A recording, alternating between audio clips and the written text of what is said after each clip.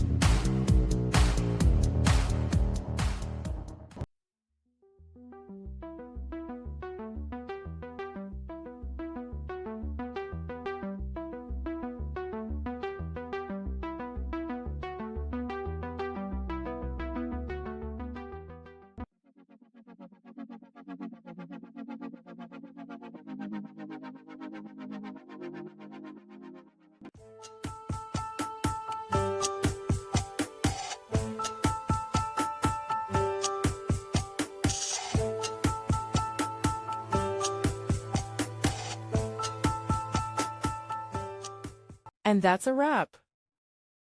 I hope you found the answer you were looking for. If you did, take a second to hit that subscribe button. It really helps out. And let me know in the comments which solution worked best for you.